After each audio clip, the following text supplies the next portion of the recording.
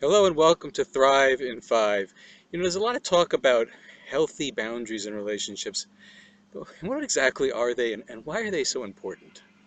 I think the upcoming holiday of Shavuot can shed some light onto this question.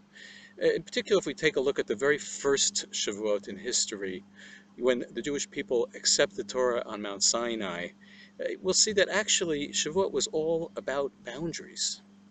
As a matter of fact, the Jewish people had absolutely nothing to do on Shavuot except listen to God, except for one commandment, which is not to touch the mountain, approach the mountain, or in any way beyond the mountain under penalty of death. Apparently even God sometimes has to set healthy boundaries, but the question is, why was that so important? Is God territorial? Does he need his personal space? So the late German commentator, I think 19th century, Rabbi Simpson of Hirsch, has an interesting approach to this question.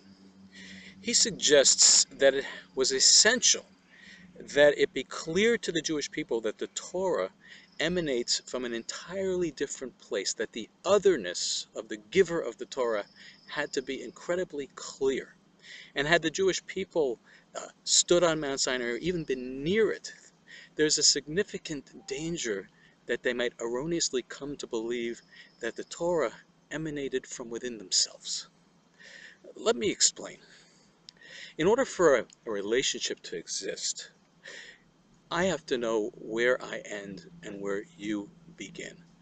Another way of saying that is I have to know that you are an entirely different human being who thinks differently, feels differently, and experiences their life in an entirely different way. You live in your own world.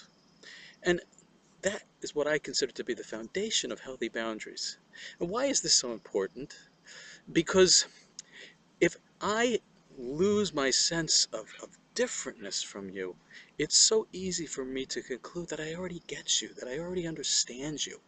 And as a result, I can lose the single most important thing that I need in a relationship, which is curiosity. I stop listening.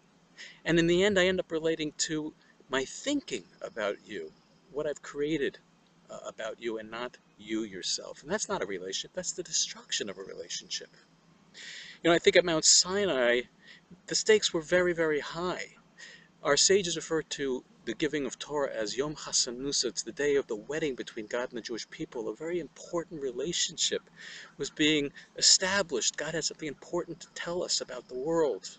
And the danger was that if our sense of His being totally different from us was in any way diminished, there was the danger that ultimately we would cease to listen and come to relate to a God of our own creation as opposed to the God who really exists.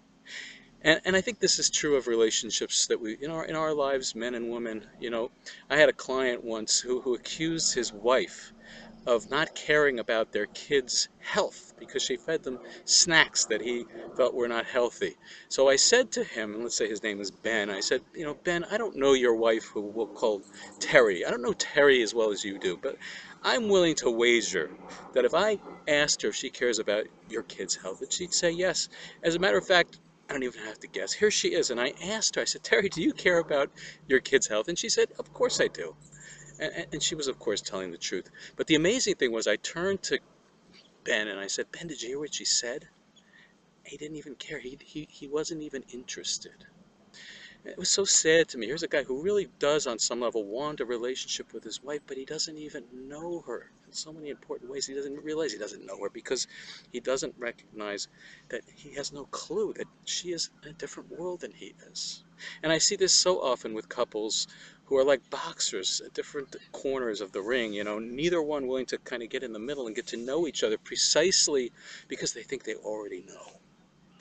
In order for relationships to happen, it's essential for us to know, where I end and where you begin, because this is the foundation of a healthy boundary, and this is what enables me to get to know you as you truly are. But beware, be forewarned, that if you do this, you may actually discover that the person you thought you were in a relationship is quite different. And the thing about what we make up about people is it tends to be a lot more convenient and a lot more comfortable to us. And so you may discover that the person you're in relationship with actually has a reasonable point of view and has, understandable requests, and you may actually have to grow and stretch yourself so that you can meet them in the middle. Thank you so much for joining me today. Have a wonderful Shavuot, and I hope to see you again next week.